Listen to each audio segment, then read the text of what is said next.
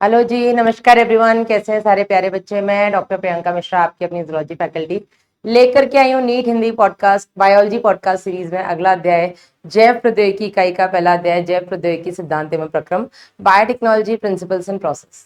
अगर मैं इस इकाई की बात करूं पूरी जैव प्रौद्योगिकी की, जिसके अंदर बेटा आपके दो अध्याय आते हैं, एक तो आपका सिद्धांत एवं प्रक्रम, दूसरा बेटा जैव प्रौद्योगिकी के उपयोग। तो इन दोनों अध्याय को मिलाकर के बेटा आपके नीट में 5 से 8 क्वेश्चन आते हैं।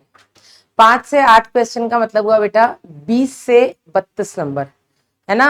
तो बिल्कुल भी आप हल्के में नहीं ले सकते। और मैं ये भी नहीं बोल सकती कि सिद्धांत एवं प्रक्रम से आपके 3 प्रश्न आते हैं, अगले से 2 आते हैं, ऐसा भी नहीं है बेटा। कभी कभी इससे कम और उपयोग से ज्यादा आ जाते हैं, तो कभी कभी सिद्धांत एवं प्रक्रम से ज्यादा उपयोग से कम आ जाते हैं। बट दोनों ही चैप्टर बेटा इक्वल वेटेज आप मान करके चलो, दोनों से ही आप मान करके चलिए 3-3 प्रश्न बन रहे हैं, ठीक है।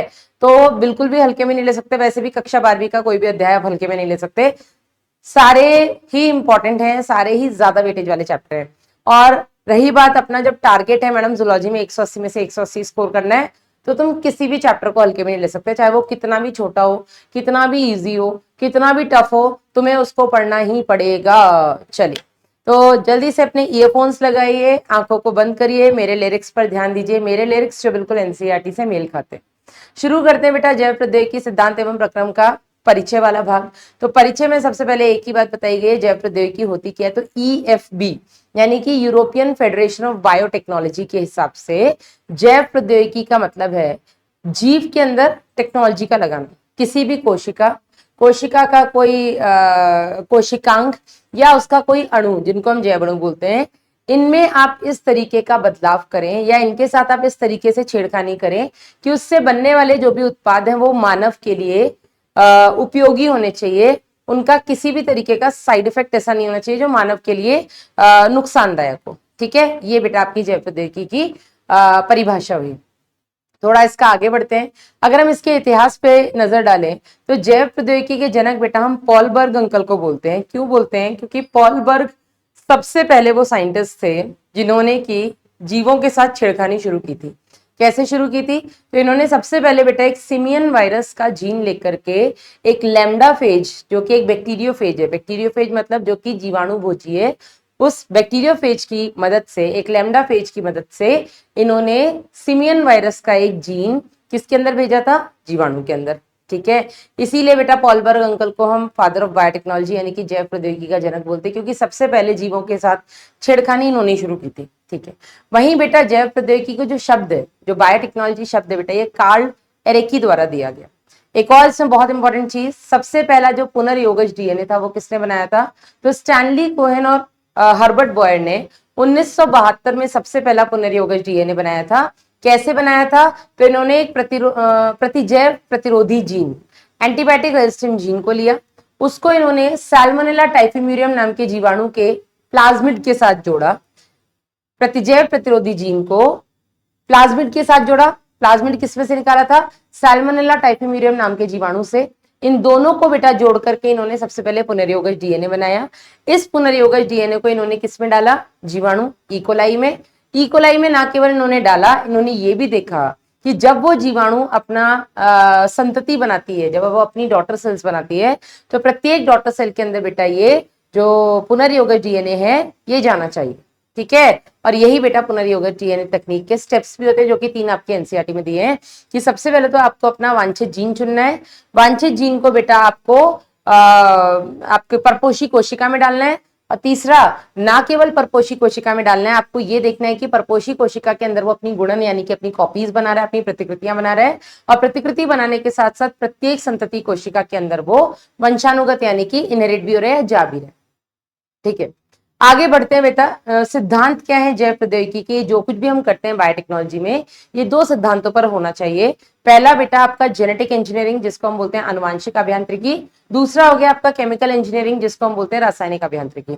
आनुवांशिक अभियांत्रिकी का मतलब होता है कि किसी भी कोशिका के आनुवांशिक पदार्थ यानी कि उसके डीएनए या आरएनए, हम डीएनए की बात करते हैं, डीएनए के साथ छेड़खानी, मतलब उसके डीएनए में किसी भी तरीके का बदलाव करना, वहां पर अपना वांछित जीन लगाना या कुछ भी करना। तो सबसे पहला बेटा जो सिद्धांत होता है जैव प्रौद्योगिकी का, वो है आनुवांशिक अभियांत्रिकी, मतलब किसी भी कोशिका के आनुवांशिक पदार्थ के साथ बदलाव उसके साथ छेड़खानी।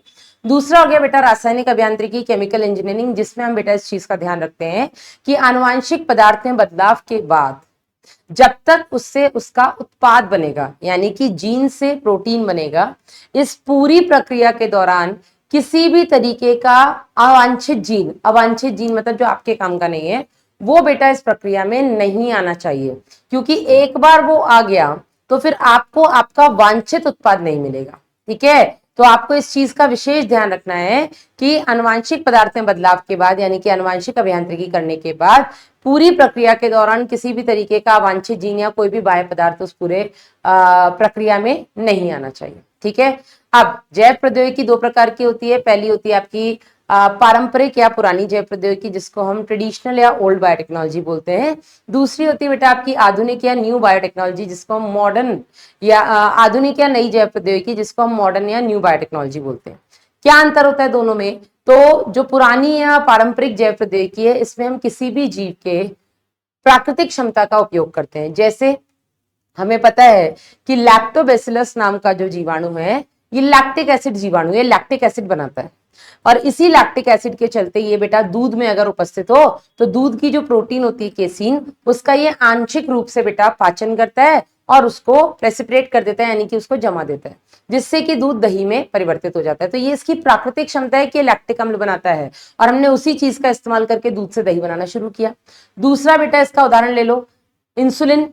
जब हमें पता है कि मधुमेह होता है बेटा इंसुलिन की कमी से मानव में, तो हम अगर किसी व्यक्ति के अंदर इंसुलिन नहीं बन रहा है तो हम क्या करते हैं, किसी भी गाय, भैंस, कुत्ता, भेड़, किसी से भी बेटा हम इंसुलिन निकाल करके, सुअर, किससे भी हम इंसुलिन निकाल करके मानव के अंदर इंजेक्ट कर सकते हैं। ठीक है, तो ये कुछ उदाहरण है पारंपरिक या पुरानी जैव प्रौद्योगिकी के।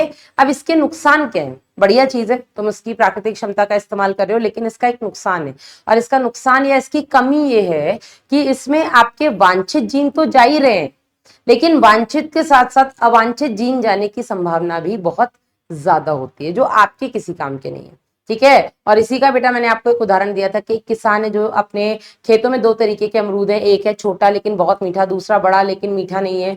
तो उसने ये सोचा कि क्यों ना इनके बीच में क्रॉस कराया जाए, और इनसे जो नए अमरूद जो बनेंगे वो कैसे होंगे, बड़े भी होंगे और मीठे भी होंगे। ऐसा किसान ने सोच करके उनके बीच में क्रॉस कराया, लेकिन जो रिजल्ट मिला उसमें 100% वैसा नहीं मिला जैसा किसान ने सोचा था। उसमें 60% तो ऐसे अमरूद मिल गए जो बड़े भी थे और मीठे भी थे, लेकिन 10% ऐसे हैं जो कि छोटे मीठे हैं, 15% ऐसे हैं जो कि बड़े हैं और फीके हैं, और वहीं बेटा आपके 15% लगभग ऐसे हैं जो कि छोटे भी हैं और मीठे भी नहीं है ना, फीके हैं। तो यहां पर जो उसने सोचा था, जो वांछित उसने लक्षण सोचे थे, वो ही सारे वंशानुगत नहीं हुए, लेकिन सारे नहीं, कुछ ऐसी संततियां हुई जिनमें अवांछित जीन भी गए।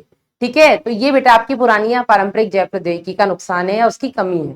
वहीं बेटा अगर हम बात करें आधुनिक जैव प्रौद्योगिकी की, तो आधुनिक जैव प्रौद्योगिकी में केवल और केवल वांछित जीन ही वंशानुगत होते हैं। अवांछित जीन वंशानुगत नहीं हो सकते, क्योंकि हम वहां पर उस सिद्धांत का पालन कर रहे हैं रासायनिक अभियांत्रिकी का। ठीक है, चलिए अब इस आधुनिक जैव प्रौद्योगिकी में तीन चीजों का ध्यान, मतलब तीन हम काम करते हैं। पहला, हम जीन क्लोनिंग कर सकते हैं, एक ही जीन की बहुत सारी प्रतिकृति बना सकते हैं। यहाँ पर हम पुनर्योगी डीएनए का निर्माण करते हैं, रिकॉम्बिनेंट डीएनए बनाते हैं। यहाँ पर बेटा हम मतलब अपने हिसाब से, अपनी इच्छा अनुसार हम यहाँ पे जीन्स लेकर के, एक और शब्द दिया है, जीन क्लोनिंग है, रिकॉम्बिनेंट डीएनए है, और जेनेटिक मैनिपुलेशन, जो भी है। यहाँ पर आप बेटा किसी की प्राकृतिक क्षमता का इस्तेमाल नहीं कर रहे हैं, आप यहाँ पर अपनी इच्छा अनुसार अपने वांछित जीनों को जोड़ करके ही बेटा उनके उत्पाद बनवा रहे हैं। ठीक है, चल बढ़ते हैं आगे बेटा। अब पुनर्योगज डीएनए तकनीक के लिए हमें क्या क्या उपकरण चाहिए? तो हमें तीन मुख्य उपकरण चाहिए।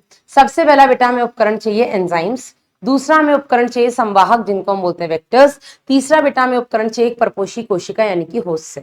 सबसे पहले अगर हम बात करें एंजाइम्स हमें कौन कौन से चाहिए, तो एंजाइम्स में सबसे पहले हमें चाहिए लाइसिंग एंजाइम, फिर हमें चाहिए बेटा आपके न्यूक्लियेज, फिर हमें चाहिए alkaline phosphatase, phosphorylase, ligase, polymerase, reverse transcriptase. ये 7 ऐसे एंजाइम है जिनका हम उपयोग करते हैं जैव प्रौद्योगिकी में। आपके एनसीईआरटी के हिसाब से अगर बेटा हम बात करें तो यहाँ पर लाइसिंग एंजाइम्स की जरूरत है, न्यूक्लियस की जरूरत है और लाइगेज की जरूरत है। ठीक है, पॉलीमरेज की जरूरत है, इतने ही इनका जिक्र किया हुआ है आपके एनसीईआरटी में। चलिए तो लेकिन मैंने आपको 7 एंजाइम पढ़ाए तो मैं तो सातों बताऊंगी। बढ़ते हैं आगे। अब ये जो आपके एंजाइम्स हैं, सबसे पहले अगर हम बात करें लाइसिंग एंजाइम्स की, तो लाइसिंग एंजाइम बेटा आपको किसी भी कोशिका के आनुवांशिक पदार्थ तक पहुंचने में मदद करते हैं। जैसे अगर आपको किसी जीवाणु कोशिका के आनुवांशिक पदार्थ तक पहुंचना है, तो आपको पता है जीवाणु प्रोकैरियोट्स होते हैं और उनका आनुवांशिक पदार्थ उनके कोशिका द्रव्य में उपस्थित होता है। तो यहाँ पर आपको केवल उनकी कोशिका भित्ति को तोड़ना है जो कि पेप्टिडोग्लाइकेन की बनी होती है, और पेप्टिडोग्लाइकेन की कोशिका भित्ति को तोड़ने के लिए आपको लाइसोजाइम नाम का लाइसिंग एंजाइम चाहिए। वहीं अगर हम बात करें बेटा आपको किसी कवक कोशिका प्लांट सेल फंगल सेल की आनुवांशिक पदार्थ चाहिए, तो आपको बेटा कौन कौन से लाइसिंग एंजाइम की जरूरत पड़ेगी। सबसे पहले तो फंगल सेल जो कवक कोशिका है उसकी भित्ति को तोड़ने के लिए काइटिन की जो बनी है आपको काइटिनेज चाहिए। फिर आपको बेटा इसकी प्लाज्मा झिल्ली और इसकी केंद्रक झिल्ली को तोड़ने के लिए जो कि प्रोटीन और लिपिड की बनी है आपको प्रोटीएज और लाइपेज चाहिए। फिर आपको इसका आनुवांशिक पदार्थ मिल जाएगा।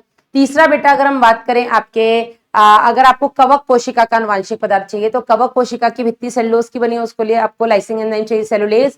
फिर इसकी प्लाज्मा झिल्ली और केंद्रक झिल्ली को तोड़ने के लिए आपको प्रोटीएज और लाइपेज चाहिए, क्योंकि प्रोटीन और लिपिड की झिल्ली बनी है, आपको आनुवांशिक पदार्थ मिल जाएगा। यहीं अगर हम बात करें आपके जंतु कोशिका की, एनिमल सेल की, तो जंतु कोशिका में कोई कोशिका भित्ति होती नहीं, आपको केवल और केवल इसकी कोशिका झिल्ली और केंद्रक झिल्ली को तोड़ना है, और ये दोनों बेटा प्रोटीन और लिपिड की बनी है, तो इसके लिए आपको प्रोटीएज और लाइपेज नाम के लाइसिंग एंजाइम्स चाहिए। ठीक है, अब एक बार आपको आनुवांशिक पदार्थ यानी कि डीएनए मिलेगा, तो डीएनए अकेला नहीं मिलेगा, उसके साथ आपको आरएनए और प्रोटीन, हिस्टोन प्रोटीन से मिलेंगे। तो आरएनए और हिस्टोन प्रोटीन को तोड़ने के लिए आपको राइबोन्यूक्लियेज और प्रोटीएज नाम का एंजाइम फिर से लगाना पड़ेगा, जिससे कि आरएनए और प्रोटीन टूट जाएगा। अब बेटा आपके पास परख नली में केवल डीएनए है, लेकिन वो फैला हुआ है, तो डीएनए को एकदम इकट्ठा करने के लिए आप उसमें चिल्ड इथेनॉल, एकदम ठंडा इथेनॉल डाल दोगे। ठंडा इथेनॉल डालते ही बेटा आप उसको ग्लास रॉड से खींच के बाहर निकालोगे, और इस प्रक्रिया को हम बोलते हैं स्पूलिंग। नीट में आ चुका क्वेश्चन है। ठीक, आगे बढ़ते बेटा।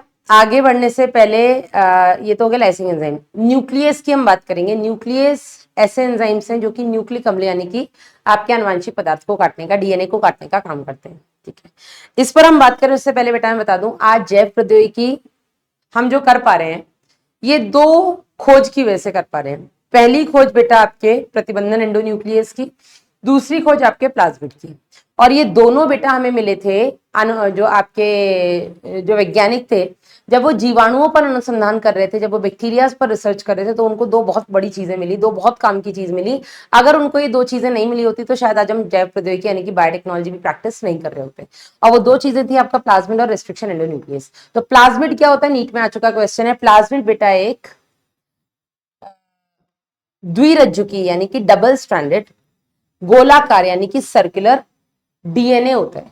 ठीक है, और ये जो बेटा आपका डबल स्ट्रैंडेड सर्कुलर डीएनए है, ये किसी भी जीवाणु कोशिका में मुख्य डीएनए के अलावा एक और डीएनए उपस्थित होता है, तो इसको हम एक्स्ट्रा क्रोमोसोमल डीएनए यानी कि अतिरिक्त गुणसूत्रीय डीएनए भी बोलते हैं। Very important. तो पहली बात तो प्लाज्मिड केवल और केवल जीवाणु कोशिका में पाए जाते हैं और किसी कोशिका में नहीं पाए जाते हैं।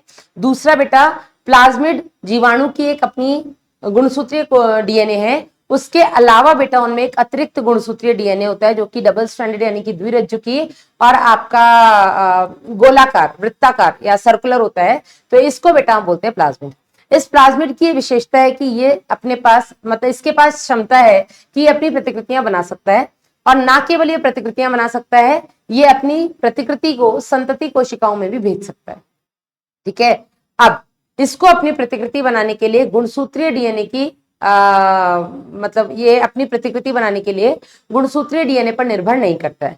मुख्य गुणसूत्रीय डीएनए बेटा अपनी प्रतिकृति कब बनाता है, जब उसको संतति कोशिकाएं बनानी होती हैं। लेकिन ये बेटा संतति कोशिकाएं जब नहीं बन रही है तब भी अपनी प्रतिकृति यानी कि कॉपीज बनाता रहता है। हाँ, लेकिन इसके पास ये क्षमता है कि प्रत्येक संतति कोशिका के अंदर ये वंशानुगत होगा।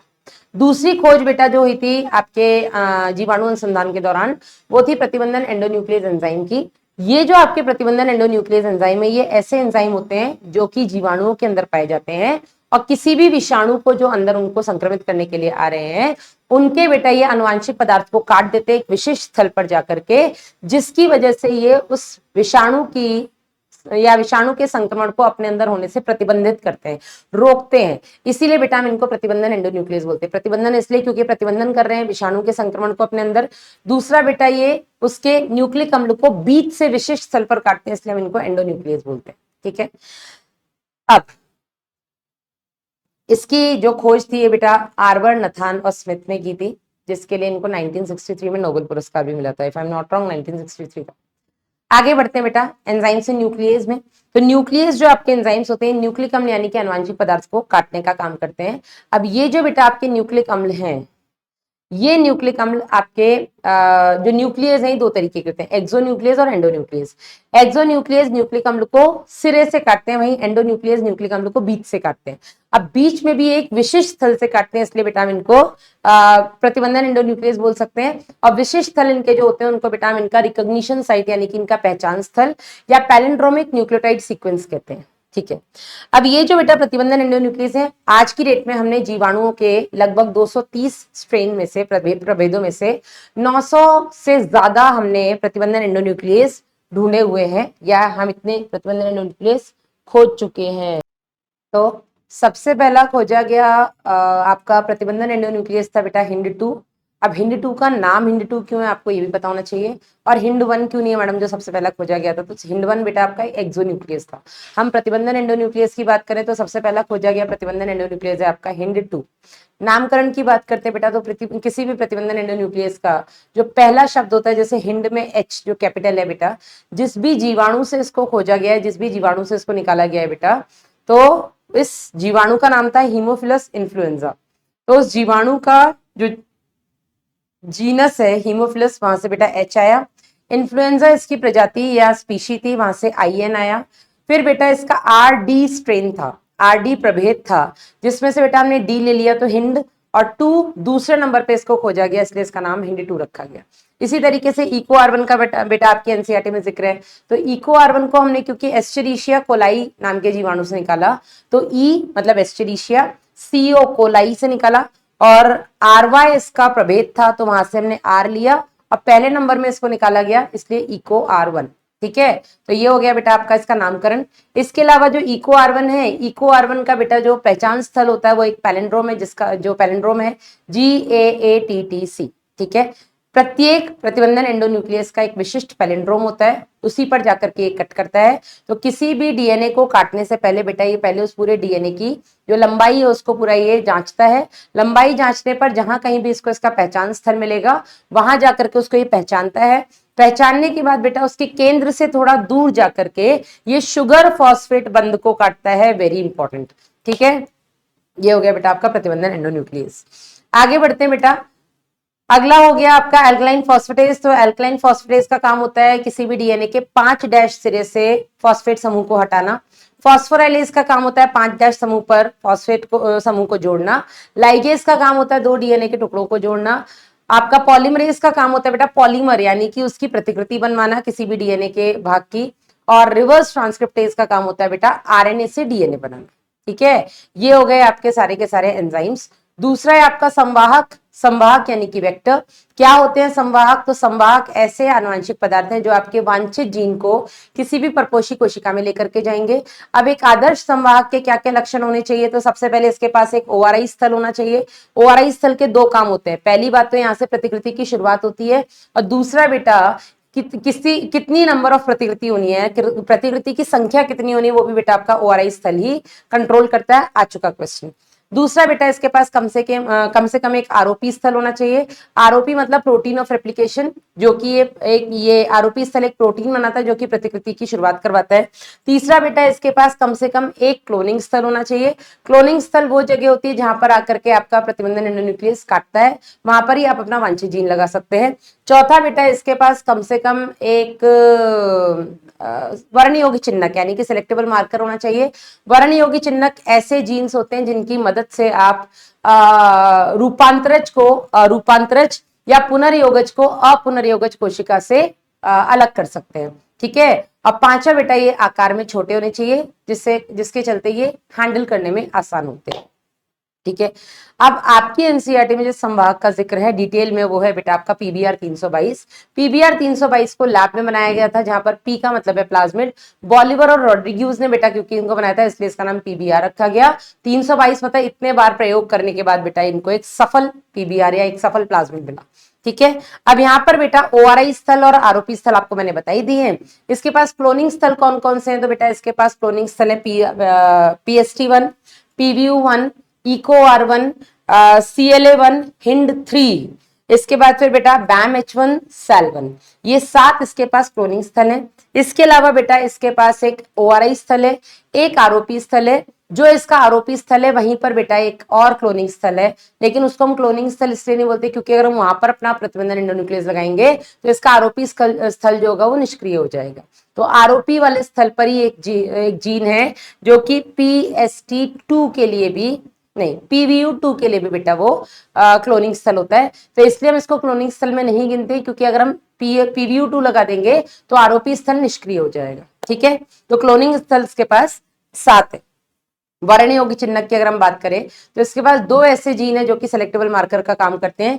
एक है बेटा एम्पिसिलिन प्रतिरोधी जीन, दूसरा है टेट्रासाइक्लिन प्रतिरोधी जीन। तो यहां से बेटा आपको यह पता होना चाहिए कि एम्पिसिलिन प्रतिरोधी जीन पर 2 क्लोनिंग स्थल हैं, PST1 और PVU1 के।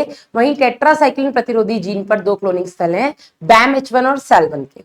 अब यहां से बेटा आपका क्वेश्चन आता है कि यदि किसी पीबीआर 322 में मैंने SAL1 क्लोनिंग स्थल पर अपना वांछित जीन लगा दिया और इसको बेटा पुनर्योगज बना करके मैंने किसी इकोलाई की कॉलोनी में डाल दिया, तो इस इकोलाई का क्या होगा? तो क्योंकि बेटा मैंने अपना वांछित जीन SAL1 क्लोनिंग स्थल पर लगाया है, तो SAL1 कहां पर उपस्थित है? टेट्रासाइक्लिन प्रतिरोधी जीन पर। तो अब ये पुनर्योगज डीएनए बेटा टेट्रासाइक्लिन प्रतिरोधी नहीं रहा। क्योंकि ये टेट्रासाइक्लिन प्रतिरोधी नहीं है तो जिस भी इकोलाई के अंदर ये जाएगा वो इकोलाई भी एम्पिसिलिन माध्यम में तो जीवित रहेगा, लेकिन टेट्रासाइक्लिन माध्यम में जीवित नहीं रहेगा। तो आपको ये चीज पता होनी चाहिए। यहां से आपका क्वेश्चन आ सकता है BAM-H1 SAL1 पे अगर कोई भी आपने अपना वांछित जीन लगाया तो वो टेट्रासाइक्लिन प्रतिरोधी नहीं रहेगा। वहीं अगर अपना कोई भी वांछित जीन आप PST1 या PVU क्लोनिंग स्थल पर लगाते हैं तो बेटा वो आपका एम्पिसिलिन प्रतिरोधी नहीं रहेगा। ऐसा इकोलाई जिसके अंदर बेटा कोई भी बाहरी या जिसके अंदर पीबीआर 322 नहीं डला है उसको बेटा हम अरूपांतरज या अपुनर्योगज कोशिका कहेंगे। ऐसा इकोलाई जिसके अंदर हमने पीबीआर 322 को डाला है वो बेटा रूपांतरज है, वो आपका ट्रांसफॉर्म हो चुका है। लेकिन क्योंकि उसमें केवल पीबीआर 322 है तो इसलिए हमने उसको केवल रूपांतरज बोला। वहीं बेटा वो इकोलाई जिसके अंदर हमने पीबीआर 322 वो डाला है, जहां पर हमने अपना वांछित जीन लगाया है किसी क्लोनिंग स्थल पर, तो वो बेटा आपका पुनर्योगज डीएनए हो जाएगा। और उस पुनर्योगज पीबीआर 322 को अगर मैं किसी भी इकोलाई में डालूंगी तो वो इकोलाई आपका रूपांतरज भी होगा और पुनर्योगज भी होगा। ठीक है। जितने भी बेटा आपके जीवाणु होते हैं प्राकृतिक तौर पर ये किसी भी प्रतिजैव के लिए प्रतिरोधी नहीं होते हैं। इनको हम प्रतिजैव प्रतिरोधी तभी बना सकते हैं जब इनके अंदर हम कोई भी ऐसा प्रतिजैव प्रतिरोधी जीन डालेंगे। ठीक है। चलिए, ये हो गया आपका वर्ण योग्य चिन्ह। आगे बढ़ते हैं बेटा। इसी में एक और आपका एग्जाम्पल दिया हुआ है कि प्रतिजैव प्रतिरोधी जीन के आधार पर आपके रूपांतरज अरूपांतरज या पुनर्योगज अपुनर्योगज को ढूंढना थोड़ा सा मुश्किल है, इसलिए हमने एक और वर्ण योग्य चिन्ह देगा जहां पर हम रंग के आधार पर रूपांतरज को अरूपांतरज से या पुनर्योगज को अपुनर्योगज से भिन्न करते हैं या उनको सेपरेट करते हैं। तो यहां पर बेटा हमने एक जीन लिया जिसको हमने ऐसी जगह पर डाला जो कि बीटा गैलेक्टोसाइडेज इस एंजाइम को कहीं ना कहीं निष्क्रिय करता है। एक्चुअली एक ऐसा जीन जो कि एंजाइम बनाता है, साथ ही साथ बेटा वहां पर आपका ये जो एंजाइम है वहां पर जो जीन है वहां पर एक बेटा क्रोमोजेनिक सबस्ट्रेट मतलब रंग देने वाला भी उसके पास एक लक्षण है, या रंग देने का भी उसके पास एक क्या बोलेंगे उसकी प्रॉपर्टी है उस जीन की कि वो आपके गैलेक्टोज की कॉलोनीज तो बनवा ही रहा है, साथ ही साथ वो रंग भी दे रहा है। तो हमने ये देखा बेटा सामान्य तरीके से या सामान्य जो आपका जीवाणु है जिसके अंदर ये जीन उपस्थित है जो कि बेटा जिसको हम लैक्जेड जीन बोलते हैं, ये बेटा आपका सामान्य जीवाणु जिसके अंदर ये लैक्जेड जीन उपस्थित है वो बेटा आपकी गैलेक्टोज की कॉलोनीज बना रहा है, वो नीले रंग का है। इसी के अंदर बेटा अगर मैं अपना बाहरी जीन डालती हूं तो बाहरी जीन यानी कि वांछित जीन डालने पर, लेकिन वांछित जीन मैंने भी उस जगह पे नहीं डाला है जो कि लैक्जेड जीन को रोके, तो बेटा उस कंडीशन में भी बाहरी जीन डालने पर भी, उसका रूपांतरण होने पर भी, पुनर्योगज बनने पर भी वो नीले रंग की कॉलोनीज दे रहे हैं।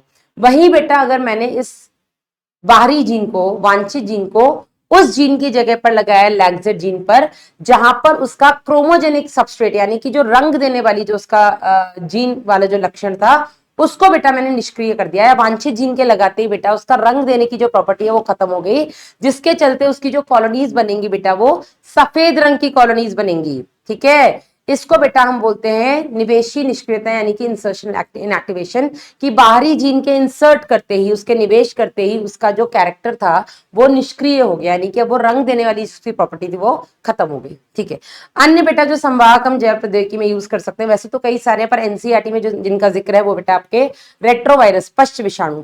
तो रेट्रोवायरस ऐसे विषाणु होते हैं जिनके पास आरएनए होता है एज अ जेनेटिक मटेरियल, और इनका बेटा इस्तेमाल हम करते हैं अपने वांछित जीन को किसी भी जंतु कोशिका में ले जाने के लिए। वही बेटा दूसरा है आपके पास एग्रोबैक्टीरियम ट्यूमिफेशियन नाम का एक जीवाणु होता है, जिसके पास एक प्लाज्मिड है, उसका नाम है टीआई प्लाज्मिड। टीआई का मतलब होता है ट्यूमर इंड्यूसिंग, जो अर्बुद कॉज करता है कई सारे डाइकॉट प्लांट्स में, द्विबीजपत्री पादपों में, कई सारे, सब में नहीं। ठीक है, इसका बेटा हम एग्रोबैक्टीरियम ट्यूमिफेशियन का बेटा टीआई प्लाज्मिड इस्तेमाल करते हैं, वहां पर अपना वांछित जीन डाल के उसकी ट्यूमर इंड्यूसिंग प्रॉपर्टी को खत्म करके करते हैं, और अपने वांछित जीन को बेटा उसके थ्रू हम पादपों में भेज सकते हैं।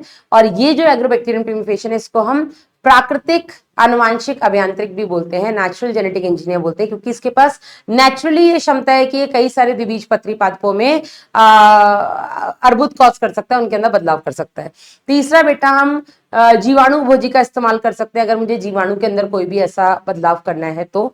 ठीक है, हम जीवाणु भोजी यानी कि आपके बैक्टीरियोफेजिस के अंदर भी अपना वांछित जीन डाल करके जीवाणुओं में भेज सकते हैं। इसके अलावा बेटा कई अन्य संवाहक होते हैं, बैक हो गया, याक हो गया, जिसका जिक्र आपके एनसीईआरटी में नहीं है, लेकिन यहाँ पर ये बताना मैं बहुत जरूरी समझती हूँ कि जो याक है, ईस्ट आर्टिफिशियल क्रोमोसोम, इसका इस्तेमाल बेटा हम ह्यूमन जीनोम प्रोजेक्ट में कर रहे हैं, जहां पर हम ह्यूमंस के अंदर कौन कौन से जीन है, किस लक्षण के लिए जरूरी है, इसका अध्ययन करने के लिए बेटा हम याक नाम के संवाहक का इस्तेमाल कर रहे हैं। ठीक है, आगे बढ़ते हैं बेटा, परपोषी कोशिका। तो परपोषी कोशिका वो कोशिका है जिसके अंदर हम अपने वांछित जीन को डालेंगे। अब ये आपकी जीवाणु कोशिका हो सकती है, आपकी कोई भी कोशिका हो सकती है जिसके अंदर आप अपने वांछित जीन को डाल रहे हैं। अब किसी भी जीवाणु कोशिका में अगर मुझे अपने वांछित जीन को डालना है, ठीक है, तो जीवाणु कोशिका में बेटा क्या होता है कि उसकी जो आपकी झिल्ली है, ये झिल्ली बेटा आपको पता है लिपिड्स और प्रोटीन्स की बनी है, मुख्यतः आपके फॉस्फोलिपिड की बनी है, जो कि दो लेयर में होती है, दो परत में होती है। तो आपको पता है बेटा ये जो वसा होता है, ये वसा, इसके दो भाग होते हैं, एक शीर्ष, एक इसकी पूंछ, जिसमें जो शीर्ष होता है बेटा वो जल रागी होता है और पूंछ जल विरागी होती है। तो अगर मेरा डीएनए इसके अंदर जाने की कोशिश करेगा तो डीएनए बेटा क्योंकि अपना जल घुलनशील होता है, तो पहली बात तो डीएनए से वैसे पार नहीं कर पाएगा क्योंकि इसमें जल विरागी पूंछ है, वो डीएनए को नहीं जाने देगी। दूसरी चीज बेटा यहाँ पर क्या होगा कि जो आपका डीएनए है ये निगेटिवली चार्ज पार्टिकल होता है, यानी कि ऋणात्मक आवेशित होता है। वहीं जो आपकी झिल्ली होती है बेटा ये भी ऋणात्मक आवेशित होती है, तो दोनों लाइक चार्जेस हैं तो एक दूसरे से दूर भागेंगे। तो हम इस परपोषी कोशिका को सक्षम बनाते हैं कि हमारे वांछित जीन को अंदर ले ले। तो इसको सक्षम बनाने के लिए बेटा हम क्या करते हैं, सबसे पहले इनको डाइवेलेंट कैटायन यानी कि कैल्शियम आयन से ट्रीट कराते हैं। कैल्शियम आयन क्योंकि पॉजिटिवली चार्ज है तो पूरी इस झिल्ली के पास आ जाएगा, निगेटिव पॉजिटिव अट्रैक्ट्स, और बेटा उसी के पास बेटा आपके निगेटिवली चार्ज डीएनए यानी कि ऋणात्मक आवेशित डीएनए के जो अणु है वो भी पहुंच जाएंगे। तो आपके डीएनए और झिल्ली काफी पास आ जाएंगे कैल्शियम आयन के बीच में उपस्थिति की वजह से। उसके बाद बेटा हम इसको ताप प्रघात यानी कि हीट शॉक देते हैं। इसमें हम क्या करते हैं, पहले इन दोनों को डीएनए और जो अपना वांछित जीन है, सॉरी जो अपनी कोशिका और अपनी वांछित जीन है, इनको बेटा पहले हम 42 डिग्री पर रखते हैं, फिर हम एकदम ठंडा 0 डिग्री बर्फ पे रख देते हैं, फिर हम इसको 42 डिग्री पे रखते हैं। तो ये जो सडन टेम्परेचर चेंज होता है, एकदम ठंडा एकदम गर्म, इसके चलते बेटा जो झिल्ली होती है इसमें सूक्ष्म छिद्र बन जाते हैं टेम्पररी यानी कि अस्थायी रूप से, और ये जितनी थोड़ी देर के लिए सूक्ष्म छिद्र बनते हैं आपका डीएनए इसके अंदर प्रवेश कर जाता है। इस तरीके से बेटा हम परपोषी कोशिका को सक्षम बनाते हैं अपने डीएनए को लेने के लिए। अन्य बेटा जो आपके तरीके हैं जिससे कि आप अपने जीन को किसी भी कोशिका में भेज सकते हैं, तो बेटा मैंने आपको बताया रेट्रोवायरस की मदद से भेज सकते हैं, हम एग्रोबैक्टीरियम ट्यूमिफेशियन के टीआई प्लाज्मिड की वजह से के मदद से भेज सकते हैं। साथ ही बेटा हम बायोलिस्टिक या जीन गन का इस्तेमाल कर सकते हैं, जहां पर बेटा हम जीन गन का इस्तेमाल करते हैं। जीन गन मतलब अब गन है तो गन जैसी बंदूक जैसी होगी, लेकिन उससे हम छोटे छोटे बुलेट्स मतलब गोलियां निकालते हैं। ये जो बुलेट्स होती हैं बेटा, ये सोने की या टंगस्टन, गोल्ड या टंगस्टन की बनी होती है, जिनके ऊपर हम अपने वांछित जीन को लगा करके सीधा शॉर्ट करते हैं पादप कोशिका के अंदर, अगर हम अपने वांछित जीन को भेजना है तो।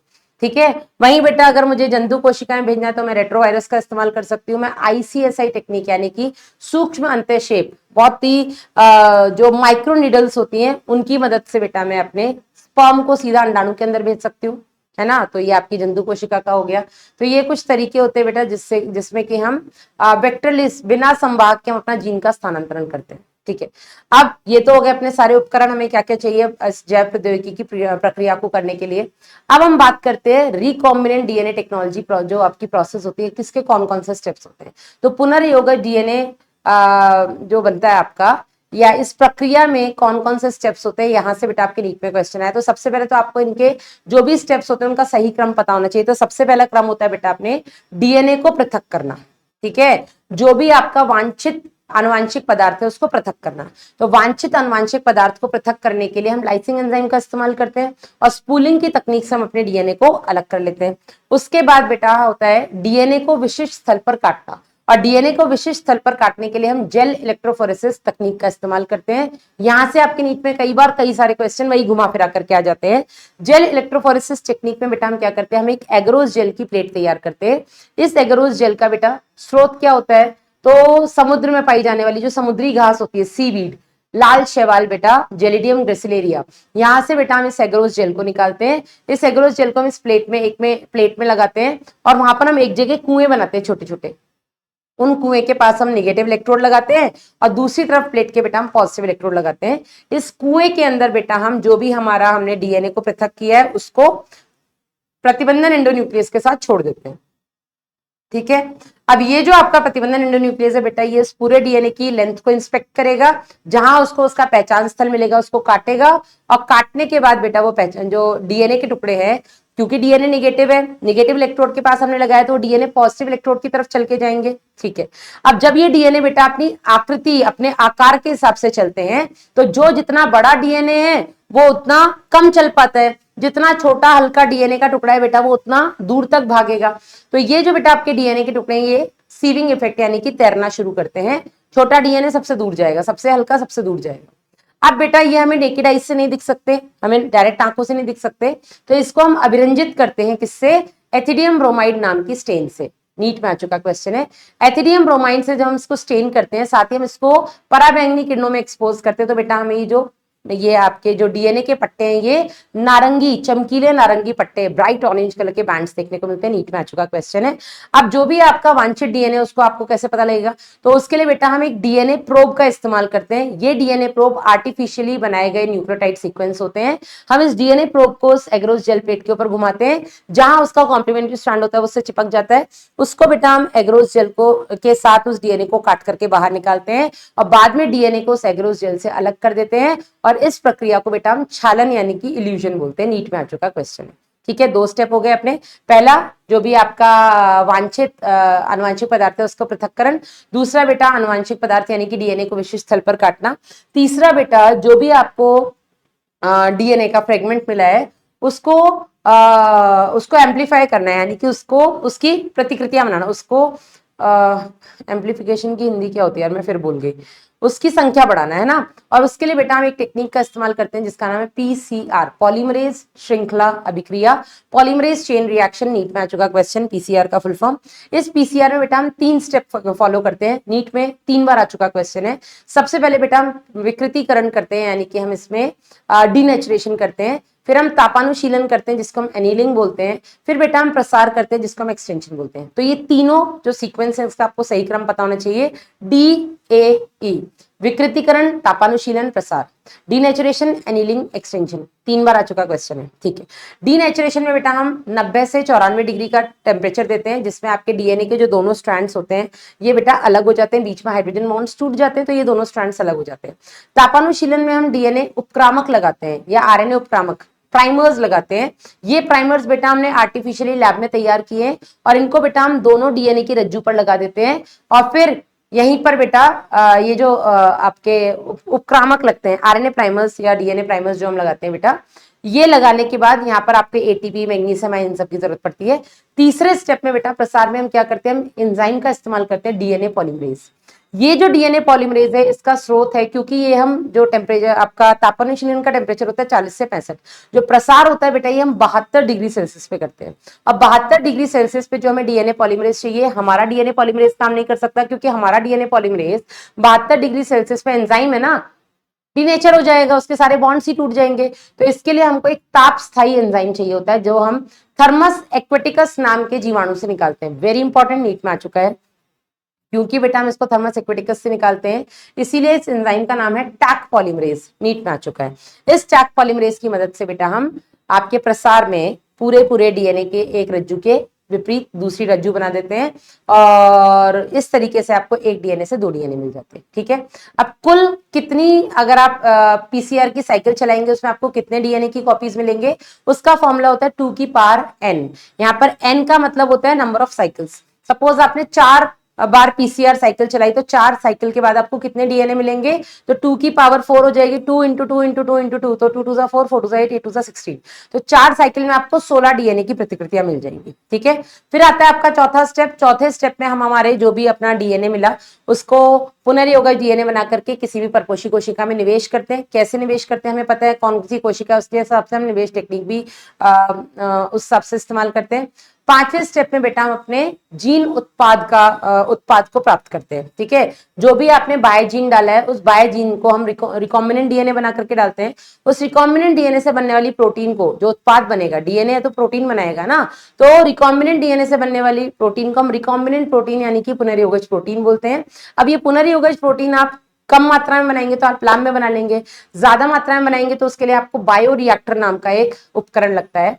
इस बायोरिएक्टर में बेटा आप 100 से 1000 लीटर तक का अपना जो भी उत्पाद है उसको बना सकते हैं। ठीक है, अब इस बायोरिएक्टर से कुछ क्वेश्चंस आते हैं, जैसे कि बायोरिएक्टर हम 2 तरीके यूज करते हैं, स्टर्ड टाइप और sparger type. Commonly uses stirred type. ये जो स्टर्ड टाइप बायोरिएक्टर होता है, इसका जो तल होता है बेटा, वो ये सिलेंडर होता है ना, इसका जो तल होता है वो चपटा ना होकर के घुमावदार होता है, ऐसा हल्का सा कर्व्ड होता है। ठीक है, क्यों होता है, ताकि आसानी से ऑक्सीजन और सारा जो भी उसमें कच्चा माल है आसानी से मिक्स हो सके। ठीक है, वहीं अगर चपटा होता तो कोने में हो सकता, कुछ जमा हो जाता, वहां पे मिक्सिंग नहीं हो पाती, इसलिए हम उसको कर्व्ड बेस रखते हैं। इस बायोरिएक्टर के अंदर बेटा हम एक मोटर से लगा करके रॉड लगाते हैं, रॉड अटैच करते हैं, उस रॉड में ब्लेड्स लगे हुए होते हैं जो कि जो सारा मिक्सचर को घुमाने के काम आता है। ठीक है, अब यहां पर बेटा इसी बायोरिएक्टर में आपका पीएच कंट्रोलर, आपका ताप कंट्रोलर, ऑक्सीजन डिलीवरी सिस्टम, आपका एक जगह से जहां से आप कच्चा माल अंदर भेज रहे हो, दूसरी जगह से आप थोड़े थोड़े सैंपल निकाल रहे हो, और एक जगह से आप प्रोडक्ट निकाल रहे हो।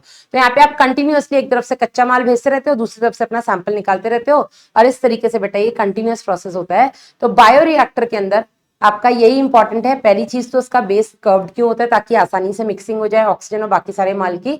दूसरा बेटा इसमें एक फोम कंट्रोलर भी होता है, जो कि सबसे ऊपर एक ब्लेड लगा होता है, जो कि पूरी अभिक्रिया या पूरे इस प्रक्रिया के दौरान जो भी झाग बनता है उस झाग को तोड़ने का काम करता है, ताकि आसानी से ऑक्सीजन अंदर तक आ सके। ठीक है, अब जो भी आपको उत्पाद मिला, उत्पाद मिलने के बाद बेटा आता है आपका अनुप्रवाह संसाधन यानी कि डाउनस्ट्रीम प्रोसेसिंग।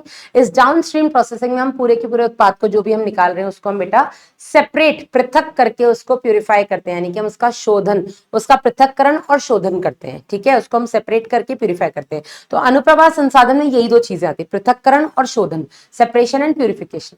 इसके बाद बेटा जो भी आपका उत्पाद बना है, अब इस बायोरिएक्टर, इस पूरी तकनीक से हम वैक्सीन बना रहे हैं, हम इससे हार्मोन्स बना रहे हैं, प्रोटीन हार्मोन्स बना रहे हैं, हम इससे दवाइयां बना रहे हैं, जो कुछ भी हम बना रहे हैं बेटा, पहले तो हमने उसको पृथक करके शोधन किया, उसका सेपरेशन एंड प्यूरिफिकेशन किया। इसके बाद बेटा हम क्या करते हैं, इसको डायरेक्ट मार्केट में नहीं भेजते हैं, हम क्वालिटी कंट्रोल टेस्टिंग करते हैं। ठीक है, हम इसकी टेस्टिंग करते हैं, हम क्लिनिकल ट्रायल्स करते हैं, हम कुछ चूहों पर, फिर कुछ बंदरों पर, फिर कुछ और जानवरों पर, सब पर जब हम इसके मिनिमम साइड इफेक्ट्स दिखते हैं, साइड इफेक्ट्स नहीं दिखते, तब जाकर के बेटा हम इनको मानवों पर ट्राई करते हैं। और मानवों में भी एक साथ सब पर नहीं ट्राई करते, हम कुछ गिने चुने लोगों पर ट्राई करते हैं। उसके बाद बेटा अगर हमें कोई साइड इफेक्ट नहीं मिलता तब हम इसको मार्केट में रिलीज करते हैं। ठीक है, कई बार रिलीज करने से पहले हम इसमें कुछ प्रिजर्वेटिव्स यानी कि परिरक्षण भी ऐड करते हैं, और उसके बाद हम क्लिनिकल ट्रायल्स करते हैं। अब यहाँ पर बेटा एक चीज जाननी बहुत जरूरी है कि इस पूरी बायोटेक्नोलॉजी के दौरान जो आपकी पुनर्योगज डीएनए तकनीक है, इसके दौरान बनने वाले जो उत्पाद हैं, इन उत्पादों का बेटा अनुप्रवाह संसाधन की प्रक्रिया या उसकी तकनीक, और बेटा क्वालिटी कंट्रोल टेस्टिंग। ये सबकी एक जैसी नहीं होती है, अलग अलग हो सकती है, ठीक है। इस तरीके से हम पुनर्योगा डीएनए तकनीक, तो आपको इसके पहले पूरी प्रक्रिया के ये 6 स्टेप का सही क्रम पता होना चाहिए। सबसे पहले हम क्या करते हैं, अपने आनुवांशिक पदार्थ को पृथक करते हैं, फिर डीएनए को हम विशिष्ट स्थल पर काटते हैं जिससे कि हमें हमारा डीएनए का टुकड़ा मिल सके, जो वांछित डीएनए का टुकड़ा है। फिर बेटा हम क्या करते हैं, इसको हम पीसीआर से हम इसका परिवर्धन, आई गेस इसको एम्पलीफाई करते हैं, पीसीआर से इसकी संख्या को बढ़ाते हैं। फिर बेटा हम इसका निवेश करते हैं परपोषी कोशिका में। फिर हम बायोजीन उत्पाद प्राप्त करते हैं बायोरिएक्टर की मदद से। और लास्ट में बेटा हम अनुप्रवाह संसाधन में इसको सेपरेट प्यूरिफाई करके, इसका क्वालिटी कंट्रोल टेस्टिंग करके, क्लिनिकल ट्रायल्स वगैरह करके, ऐसे प्रिजर्वेटिव्स ऐड करके हम इसको मार्केट में रिलीज करते हैं। तो ये 6 स्टेप का आपको सही क्रम पता होना चाहिए। So this is all about biotechnology principles and process का अपना पॉडकास्ट। आई होप पूरा चैप्टर आपको क्विक में रिवाइज हो गया होगा। आप लोगों के कमेंट्स से बेटा पढ़ती हूँ, मुझे बहुत अच्छा लगता है ये देख करके, ये पढ़ करके कि बच्चों के लिए रियली बहुत हेल्पफुल पॉडकास्ट सीरीज है, ठीक है। और कोशिश बेटा हमारी भी यही है कि आप लोगों का टाइम बचाया जा सके इस समय पर, और कुछ भी चीज को छोड़े ना, स्पेशली उसको तो बिल्कुल भी नहीं जो आपकी नीट में अब तक आ चुकी है, ठीक है। ये पॉडकास्ट बेटा बहुत काम की चीज है, जब आपका कुछ पढ़ने का मन नहीं होता तो बस ईयरफोन्स लगाइए और सुनिए। जिस चैप्टर में आपको सबसे ज्यादा खुद पर डाउट होता है उस चैप्टर के पॉडकास्ट को बार बार सुनिए। और प्लीज कमेंट अपने करते रहिएगा, मुझे बहुत अच्छा लगता है आप लोगों के कमेंट्स पढ़ के कि हाँ ये सच में आपके लिए बहुत यूजफुल है। और मैं पूरे पॉडकास्ट के दौरान जहां से भी आपके नीट में क्वेश्चन आ चुके हैं उस चीज को बार बार रिपीट कर देती हूँ ताकि आपका ध्यान उधर जाए कि ये हम गलती से ना भूल जाए, ठीक है। बाकी अपना ध्यान रखिएगा, मिलेंगे नेक्स्ट पॉडकास्ट में नेक्स्ट अध्याय के साथ। Till then bye bye.